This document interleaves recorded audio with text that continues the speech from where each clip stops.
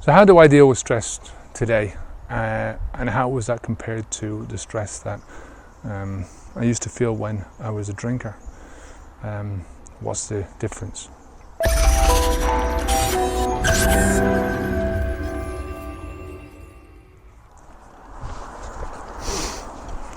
I'm Kevin O'Hara for alcoholmastery.com, and today is part of the course, the free course that I'm putting online, Stressed Without Distress.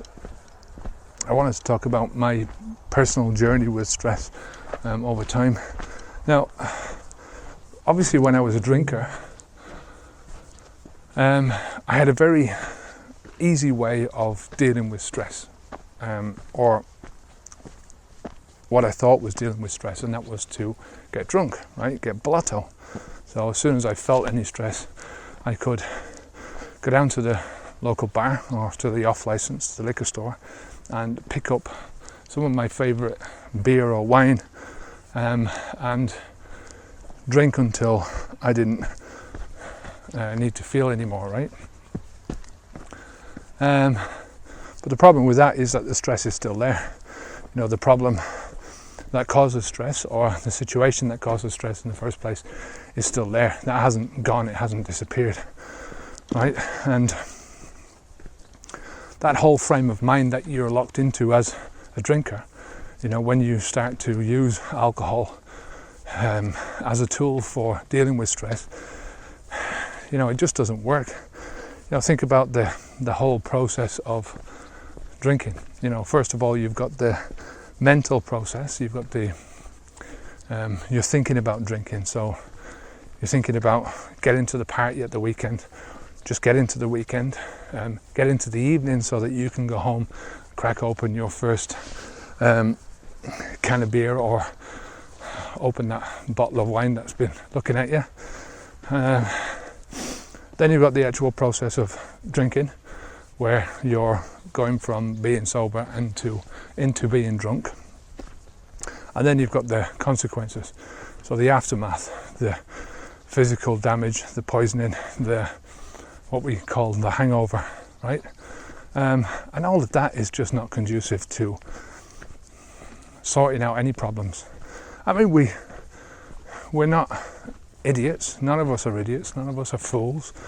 And you're going to attempt to sort out the problems, because we all know that if a problem is left to fester, that's what it's going to do, right? It's going to fester. It's not going to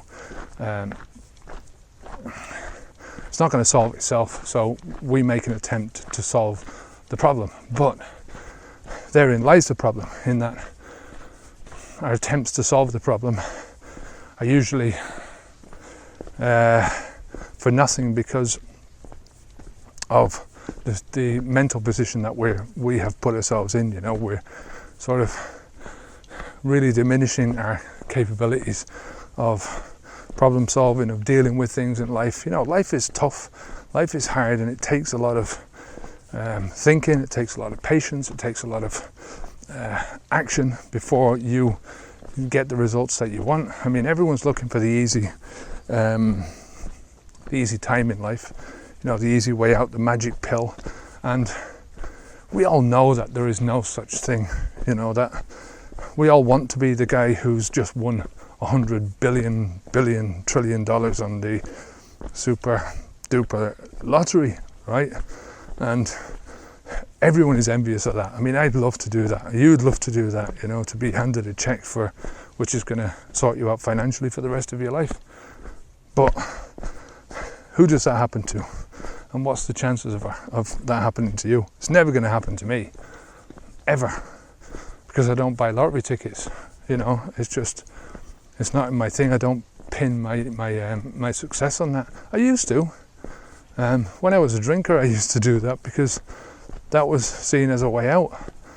But it's never a way out, because, I mean, the likelihood of you winning it, you know, you've more chance of, I don't know, there's a lot more chance of bad stuff happening to you than any of that kind of stuff happening to you. Anyway, and much of the time then, because we're putting effort into it, and we know that we're putting effort into trying to solve these problems, we more than likely know that we're not operating on full steam because of the hangover or because of whatever. You're not firing on all cylinders, and you know that even if you pretend not to know it, even if you put it to the back of your head, you still know it. And that causes more difficulties, it causes more problems, it causes more stress. And our default behaviour becomes drinking. That's what my default behaviour was whenever the stress was there. So, I could go for weeks on end just going on binges.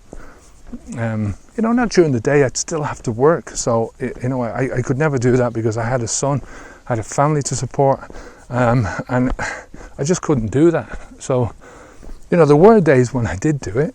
I'm not saying that I didn't. There were days when I would work really hard in order to have some days off where I could just drink and get drunk. Not all day, but most of the day, where I could just enjoy myself and I could drink if I wanted to and whatever, that kind of thing. And really my brain turned to mush. It's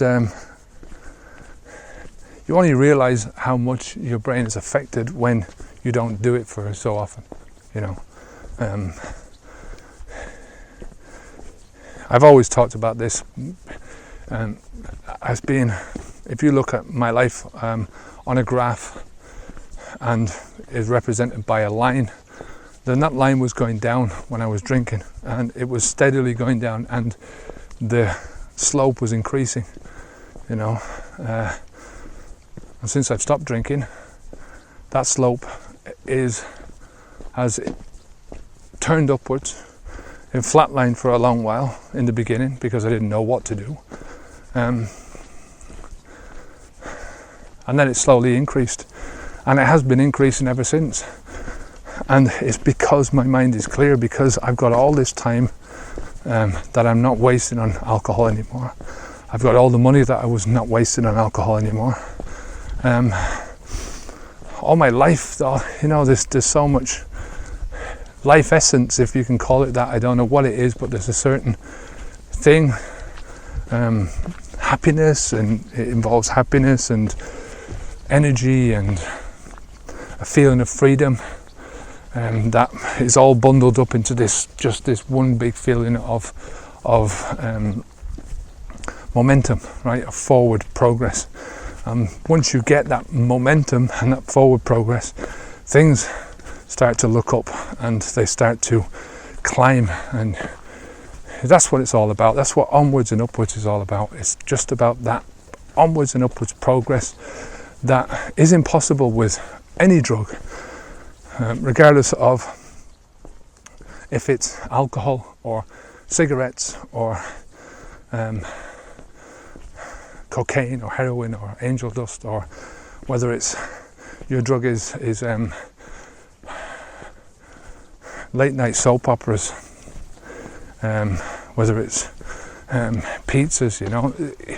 This progress is impossible if you're wasting your life, if you're wasting time, if you're wasting your physical strength on these things, if you're wasting this life essence. I don't want to sound like a guru or anything like that, but I believe that there is a certain, that life essence is in that onward momentum. In the beginning, when you stop drinking first, there is going to be this FOMO, fear of missing out, right? FOMO. And you do fear that. You fear it because you don't know anything else. You don't realise that there is an alternative. It's I think about this in terms of trading in your alcohol and what you're trading it in for. And you're trading in the one thing for so many other things and so many other opportunities in life. The cost of drinking, the opportunity cost of drinking is massive. All the things that you can't do, you cannot make any steady progress because you're drinking, because you're stuck in this one thing. And in order to do this one thing, you have to be stationary. You cannot, you have to be sat down I mean, obviously you can go out walking and drinking, but you're not going to get very far. The more you drink, the less you're going to walk. It's not a great idea. But it's a stationary thing, and the more you drink, the more of a downward slope that you need in order to continue, right? So, it just Alan Carr talks about this in the. He talks about a plant where the fly gets into the plant and he's in search of the nectar at the bottom of the plant, and eventually he more cyclists. Eventually it gets so far down the plant that it finds that it's stuck to the edges and it can't find its way out. That's the kind of thing that gets you stuck, right? So that's what my life was like in beforehand. It was like that slippery slope that Alan Carr talked about. It's like that plant that he talked about. It was just on a downward facing plane, and there was no way that I could find to get out of it, because you were always taking 2 steps backward for every one that you made in progress. So what's my life like now that I don't drink anymore? The major difference is that there is no massive roller coaster of emotions, right? There's none of this big up and down. My emotions tend to be very stable. Whereas before I'd have great days where it was almost like I was bipolar. Where I'd have really good days where I'd be on top of the world and I'd be feeling like I could do anything, and then I'd have a series of days where I just felt so bad in myself that all I wanted to do was drink, and it was because of the drink. It was just a vicious circle. But I don't have that anymore, right? Everything is a lot more stable. Everything is a lot more straightforward. Now, it doesn't mean to say that I don't have the bad days, I still like being in my comfort zone, like everyone does, but I tend to stretch myself, and I tend to try and stretch that comfort zone as often as possible, mostly in my business, trying to get out of around personal handicaps, or what I think are handicaps in myself, and push myself to do different things, and I try and do it one step at a time, little bit by little bit. Learn something new, implement it, learn something new again, implement that, and it gradually stretches out your comfort zone, stretches out my personal comfort zone, until you start living in that stretched out bubble.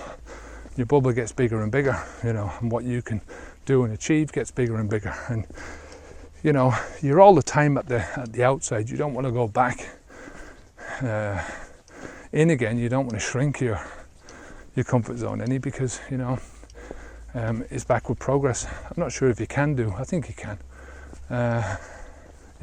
But so that's where my life is, and every so often something will happen, as is life, that completely gets me out of my comfort zone, which is like way too much out of it, right? And that's when I get stressed.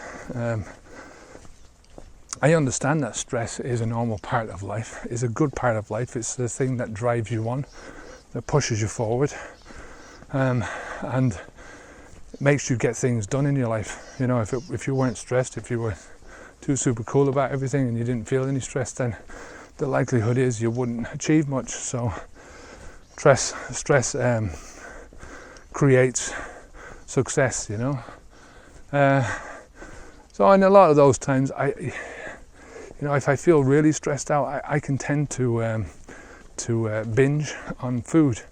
Not on bad food. That's one of the best things about what I've done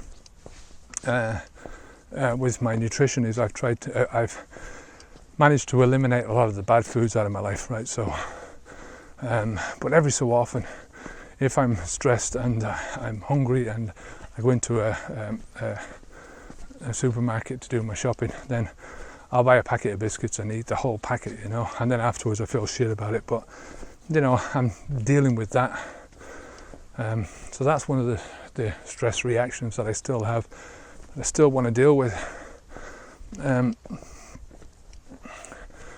But just learning about myself, about how I react, is so much easier now that I don't drink.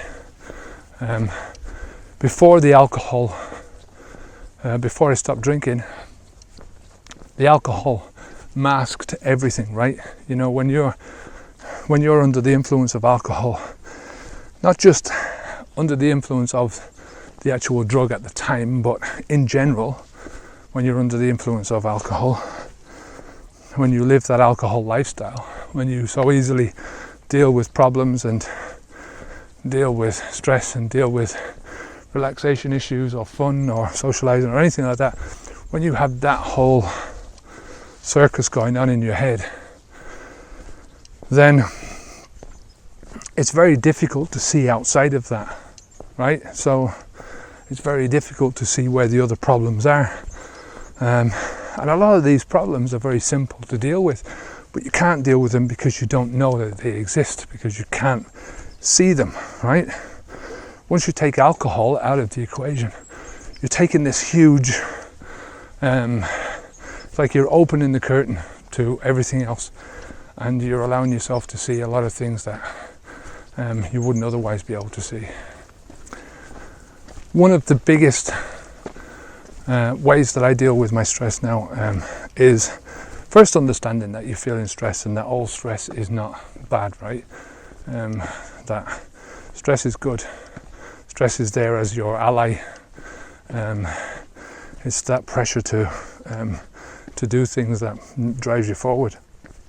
But the negative feelings that stress can cause, right? That's, I think, is the damage, the worry, and if you allow yourself to sink into worry. I mean, worry is basically trying to come up with all the different ideas about what can go wrong, and it's reverse positive visualization. Most of the time, you know, worrying involves just going through your mind, thinking about all the shit that can happen to you, you know, all the shit that is probably not going to happen to you, probably will never happen to you. But this is what happens with worry, is stress can cause that sometimes. As you go into it and you think, oh, what happens if this happens, and what happens if that happens, and you picture it in your head and you go through it, and it's very real. And with visualization, your brain doesn't see the difference between what's real and what's imagined. You know, it sees it as a stress. You know, when you go back to the caveman times and you think about what the caveman, what these people must have thought in their own homes, in their own caves, wherever they were.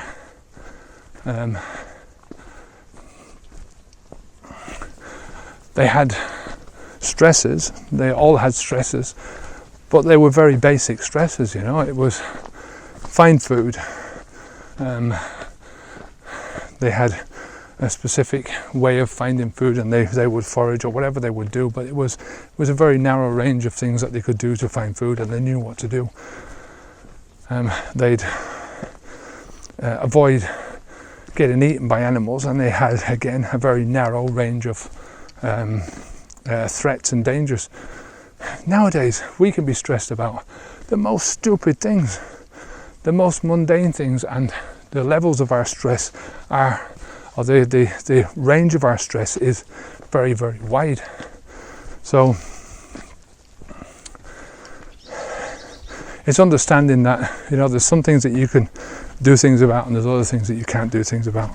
And you know, dealing with stress and not worrying that stress is going to kill you, is allowing that stress to fester, to worry, and to turn into physical symptoms. That's what's the danger is. So the thing that I do is walk. I have a regular routine of walking. I get up and I walk in the morning, and I walk again in the afternoon. And in between, I do my work. If I'm stressed and if I feel stressed, I will get up and do a walk.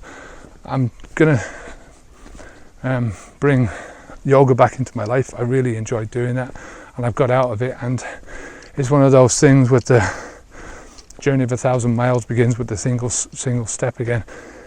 I haven't cracked it down into those single steps yet. So to take that single step, and I found a course online by a woman called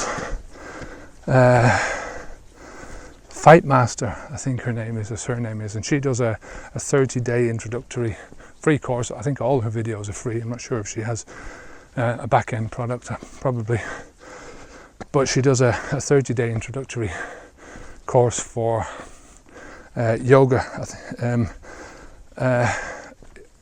I'm not sure what type of yoga it is. I can't think of it offhand.